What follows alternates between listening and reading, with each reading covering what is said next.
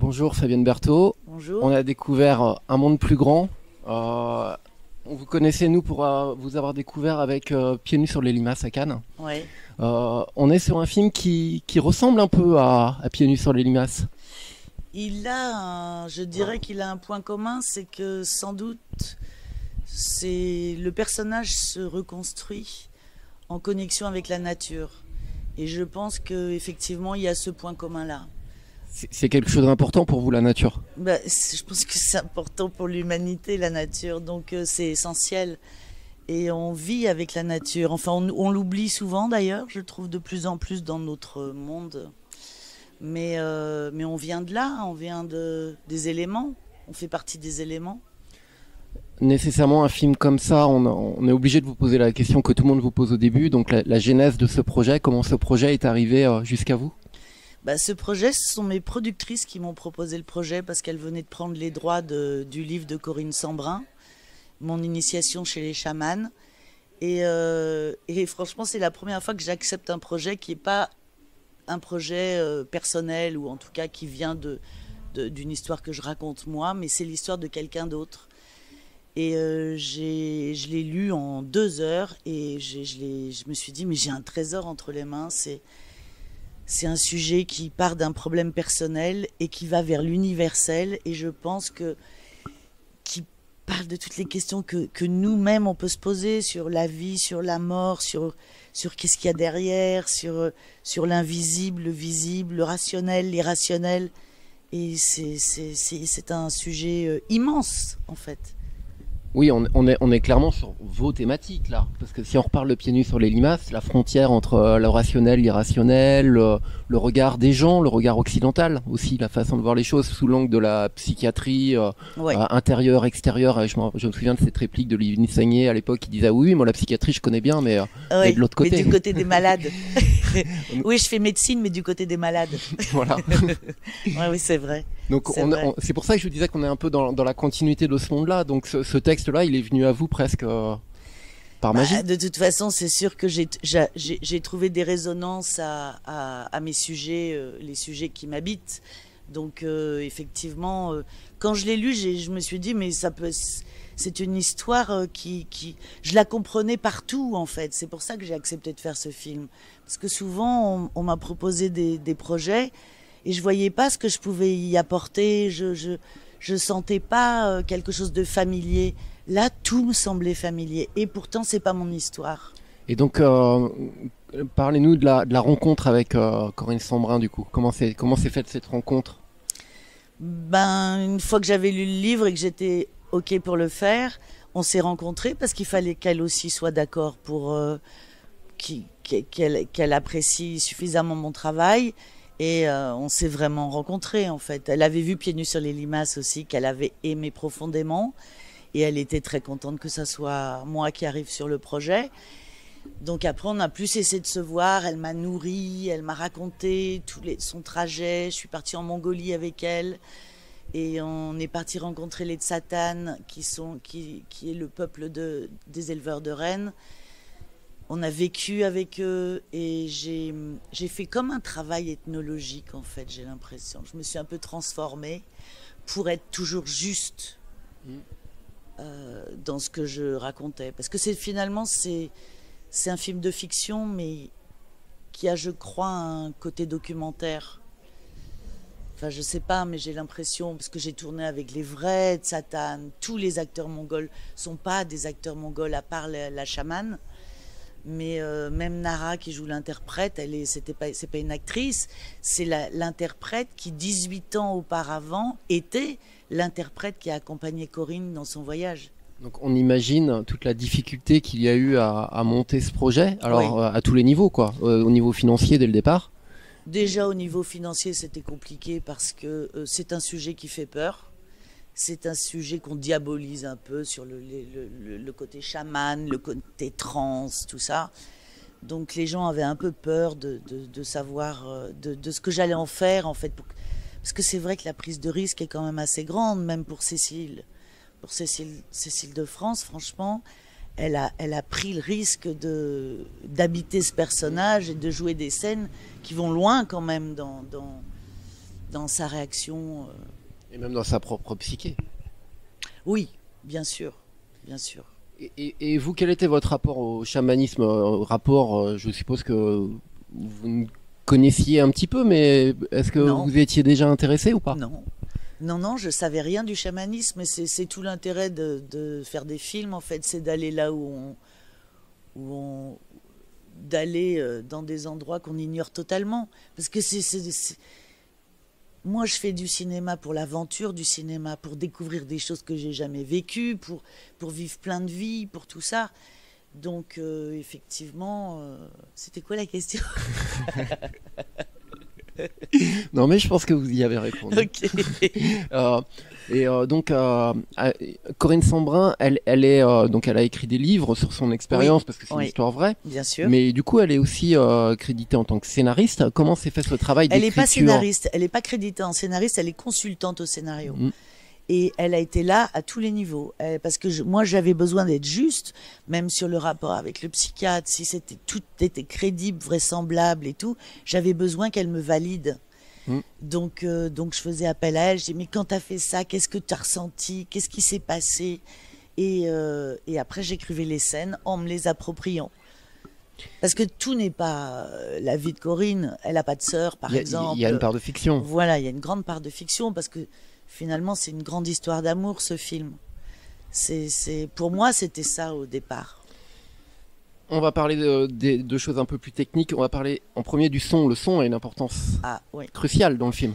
Le son a toujours été un élément essentiel du film. Particulièrement dans les moments de transe, j'ai vraiment travaillé le son avec des gens fantastiques qui m'ont apporté des sons de chaman. Corinne m'a amené beaucoup parce qu'elle est musicienne et musicologue aussi. Donc elle m'a nourri beaucoup de sons. C'est elle qui a fabriqué des sons aussi. Parce que c'est elle qui doublait la chamane aussi dans les séquences de trance. Et donc elle faisait des sons que j'ai gardés et que j'ai récupérés et que j'ai mis dans le film. C'est un mélange, c'est des additions, c'est des couches. Et je voulais que le spectateur ait une espèce de sensation physique. Donc j'espère que j'ai réussi parce que c'était important pour moi qu'il y ait cette dimension-là. Et en plus de ça, il y a un effet de mise en abîme parce que dans le film, Cécile de France, donc, qui joue le rôle de Corinne Sambrin, Oui. qui la transpose, elle-même va à la recherche de son. Donc ça, je suppose que c'est la fiction qui a amené cet aspect-là. Mais peut-être aussi que vous êtes servi de cette expérience-là pour récupérer d'autres sons également. C'est-à-dire, j'ai pas compris. Alors, c'est-à-dire peut-être que, parce que par exemple, je pense au cri de loup. Oui. Ce sont les interprétations de Cécile de France. Absolument. Donc ça, c'est des sons que vous avez en plus. Mais ils sont mélangés au son de Corinne.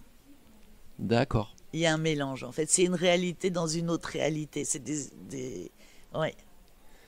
Un autre élément très important et qui est important sur ce film-là, mais qui est important, qu'on distingue clairement chez vous, on va parler de patte au niveau de la lumière. Vous avez une lumière qui vous est propre.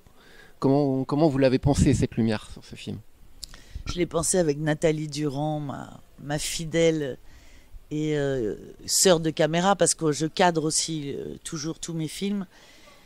Et mais on a surtout essayé de ne pas utiliser trop d'artifices, ou très peu, mais de tourner aux bonnes heures, de savoir à quel moment, dans quel coin. Et puis c'est un film qui demandait une certaine souplesse pour toujours être là pour les moments, parce que c'est la nature qui nous proposait les lumières, etc. Mais enfin, dans le tipi, il y a un vrai travail de lumière de Nathalie aussi. Mais c'était difficile parce qu'on tournait dans un lieu qui était petit. C'était vraiment le vrai tipi. On n'a pas recréé un grand tipi pour avoir de la place et tout. Donc oui, c'était pas facile, mais je trouve que parce qu'il faut pas que ça gêne les acteurs non plus qui ne sont pas acteurs. Donc et c'est là l'aspect documentaire. Mais il y a quand même un vrai travail de lumière. Alors on est curieux parce que quand on filme souvent avec ses propres yeux. Et là, pour vous, il y avait une difficulté, c'est qu'il y a des choses que vous n'avez pas vécues. Vous n'avez pas fait d'expérience chamanique dans votre apprentissage quand vous avez suivi Corinne Sambrin, ou peut-être que je dis une bêtise. Non, mais comme j'avais j'avais le devoir, à partir du moment où on accepte un projet, je pense j'avais vraiment le devoir et l'envie d'approcher ça. Et donc de vivre des expériences de trans pour comprendre et pour parler du sujet. Si je le fais pas, je parle de quoi? Donc je suis passée par ces étapes-là. D'accord. Oui. Et donc, la composition des scènes, alors que ce soit de trans ou de near-death experience, quand on rentre dans quand on est dans le monde noir, dans le monde quand on voit le tunnel avec oui. quelques visions, oui. avec le violon qui rappelle la rencontre possible. Oui. Ces scènes-là, vous les avez Je les ai inventées, c'est ma façon de voir le monde noir. Mais je pense que tout le monde a son monde noir, en fait. Enfin, en tout cas, si parce que tous les récits de gens les récits mongols, les récits sur les chamans mongols, etc., il y a quand même toujours cette notion de porte. Moi, j'ai fait ma porte. J'ai visualisé ma porte. Et j'ai imaginé cette avancée et passer cette porte. Mais c'est totalement une fiction et c'est une façon de le voir moi. Et c'est pas quelque chose dont vous avez échangé avec Corinne Sambrin? Elle m'a envoyé des photos, elle me montrait des références de choses, mais qui sont des documents en fait. Et je les ai transformés, j'en ai fait quelque chose.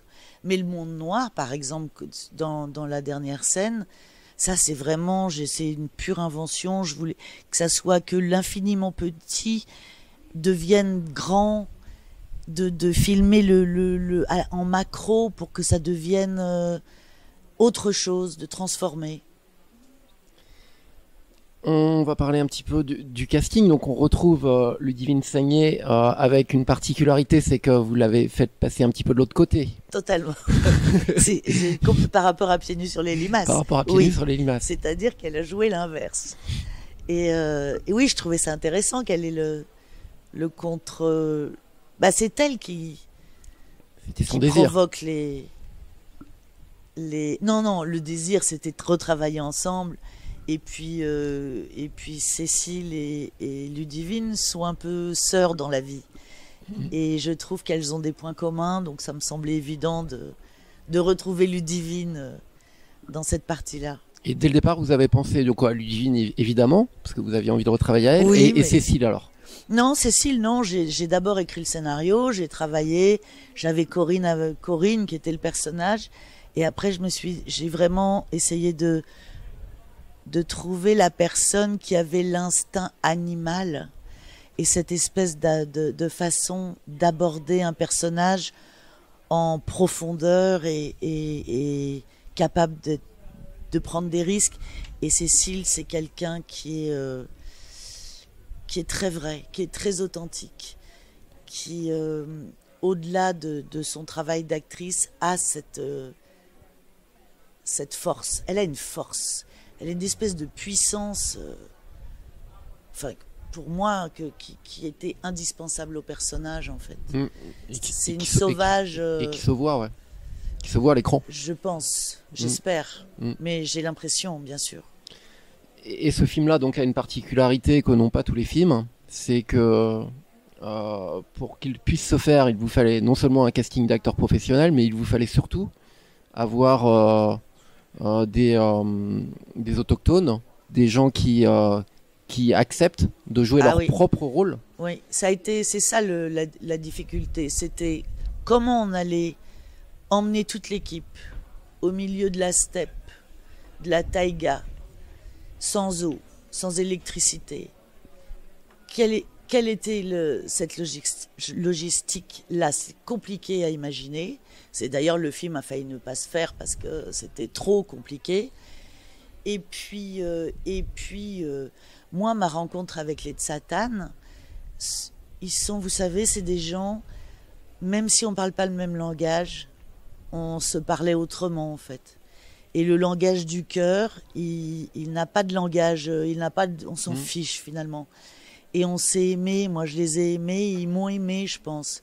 C'est pour ça qu'ils nous ont donné leur vie pour être dans le film.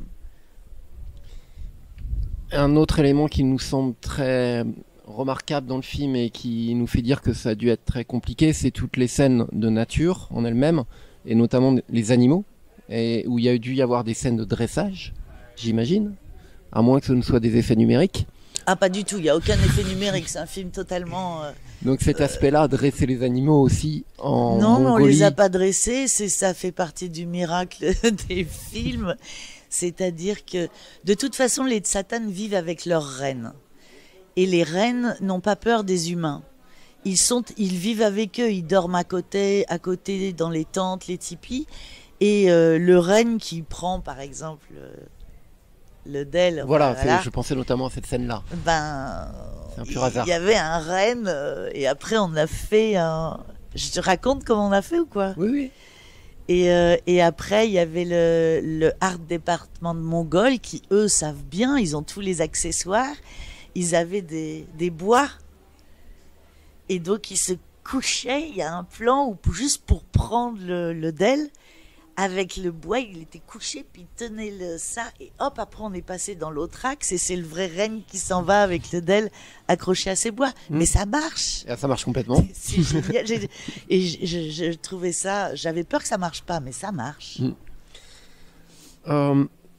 Une difficulté sur un film comme celui-là, vous le disiez aussi, c'est le rapport que le monde occidental et donc les producteurs, le monde de l'argent peut avoir avec des thèses chamaniques, avec une vision qui est à l'opposé même, et puis c'est quelque chose dont vous vous amusez dans le film.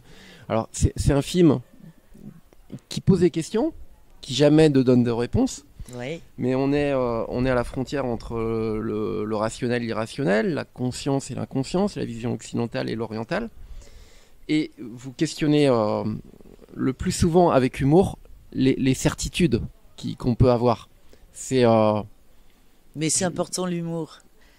Je pense que l'humour... de toute façon, il y a des situations forcément drôles dans... C'est Ludivine le personnage de Ludivine apporte pas mal d'humour, mais en Mongolie aussi il y a de l'humour. Mais je pense que c'est un tout petit humour en même temps. C'est tout petit. C'est glissé, ouais. C'est glissé, mais c'est comme dans la vie.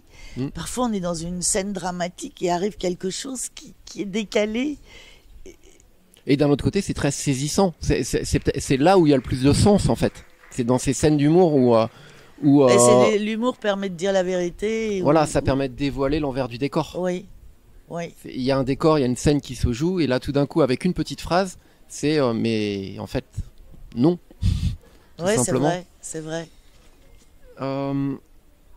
Est-ce que, parce que comme on parlait tout à l'heure